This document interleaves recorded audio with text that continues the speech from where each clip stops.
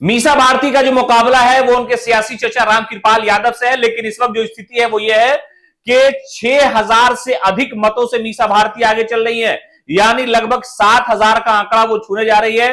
Ramkripal Yadav Bharatiya Janata party के बड़े नेता है, पहले आरजेडी में थे।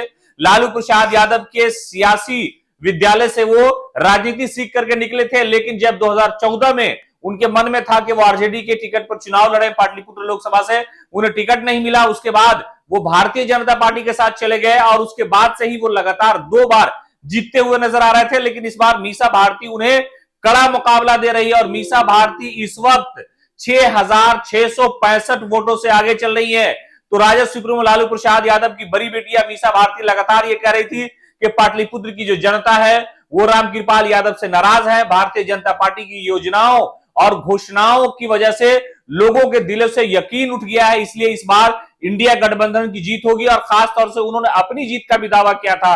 तेजस्वी प्रसाद यादव ने कई धुआंधार रैलियां वहां की थी, इंडिया गठबंधन के कई सारे नेताओं ने अपनी सियासी ताकत झोंकी थी।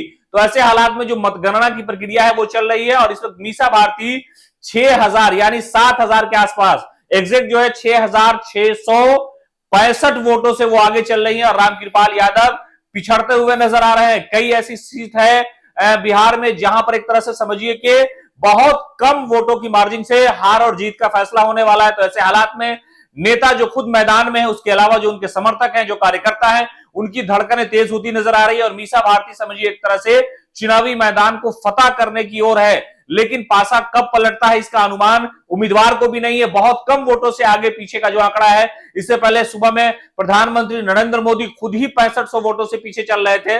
लेकिन स्थिति ऐसी हो गई है कि लोगों ने इस बार अलग अलग मुद्दों पर अलग अलग क्षेत्र में अलग अलग तरीके से मतदान किया, जिसकी वजह से जो उम्मीदवार है उनकी बेचैनी बढ़ती जा रही है और मीसा भारती इस वक्त 6665 वोटों से आगे चल रही है।